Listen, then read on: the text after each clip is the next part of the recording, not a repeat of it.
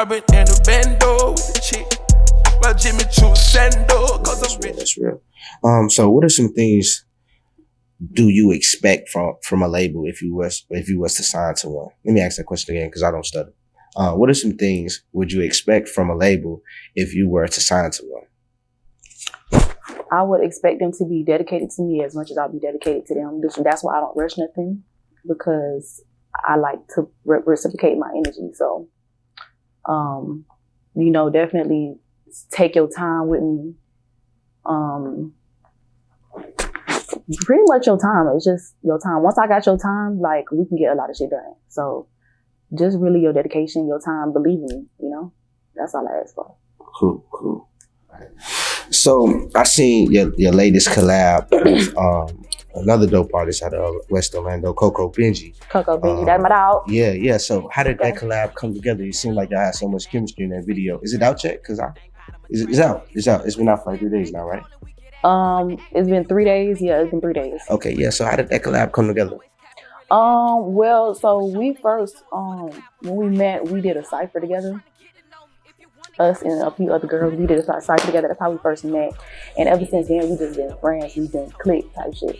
So, of course, the features gonna come in at that point, So, I guess we ended up talking about it, and, we finally got to it. We went to the studio. I'm talking about, we recorded that song the same day. Like, we made the song the same day. Went to the studio, recorded that shit, and it was a vibe. Like, literally, that had to be the funnest session I ever had in my life. Like, all jokes aside, it was such a vibe. Like, I do it again. That's dope. So, like, how do y'all produce, like, high level A-listers type videos and y'all not signed? I'm sorry, say that again. How do y'all produce like A-listers, top industry type artist videos not being signed? Like your whole concept, your theme of the video. I guess it's just like being in the industry for so long, it's a whole bunch of trial and error. Like, you gotta take a few L's for you to know. You gotta take a few L's to learn how to game. Uh-huh. So I guess like after just learning a few tips, you just kind of know what you want.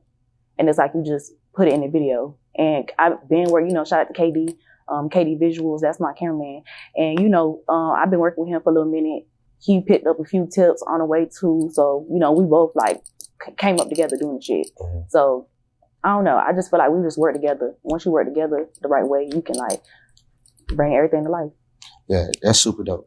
That leads us to my next question. So what are some things you learned in the music industry that you use now to probably get on? I'd probably say networking, because that's something back then I never really like cared to do. I just felt like people were just always I'm supposed to draw everybody in. Like, everybody just gonna be like, oh, I like her, poop, follow. Like, not really.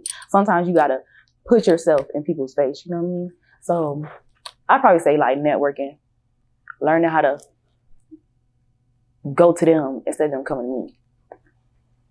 That's dope. So how often have you collabed with other artists this year long?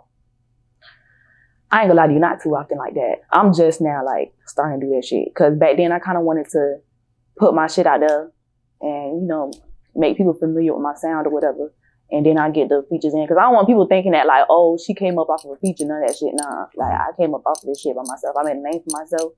All of that. It wasn't off of nobody. So I just wanted to, get my shit together first. And then I'll go and get some collabs or whatever. But now I'm starting to do that shit right now. So I got a few people in mind I want to do collabs with. I don't know. We'll see how it goes. But I'm definitely open to some collabs. That's what's up.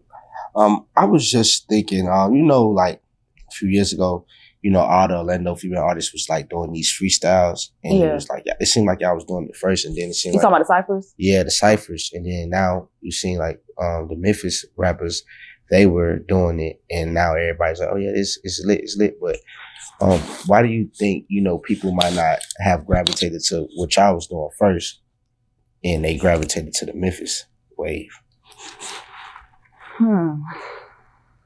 Was it like a lack of marketing from like producers? It could have been lack of marketing, honestly, because I ain't gonna lie to you, like behind those ciphers, people don't be knowing what's going on behind the scenes. It's been a lot of, not to put people's business out there, but everything's going on, whether it's drama or people not running business the right way, how it should be running. So now that's fucking up everything on the other end. So, we've had videos get taken down off of YouTube, the cypher that I'm talking about that I was in, that shit got taken down from YouTube off of some shit that I don't know everything about, but it did get taken down. So, you know, when you don't do shit the right way, then that affects everybody. And, you know, you just gotta, I guess, fix it now. But that's why you just gotta like do shit the right way now. No, that's real. That's real. So, what type of advice would you have for a young lady that's finally looking at you and want to be something like you? You know, on how to get into this industry and, you know, make sure things like that don't happen to her. I say, believe in yourself. You gotta believe in yourself before anybody believes in you. And I say, be consistent and never give up, because no matter what, like if you keep on going towards a dream, you ain't got no choice but to make it up. So just keep your eye on the ball and, you know, keep a tunnel vision and you should be good as long as you stay consistent. That's dope. Nobody's saying you can't take a break and then, you know, life happens, but as long as you do not stop, that's all that matters.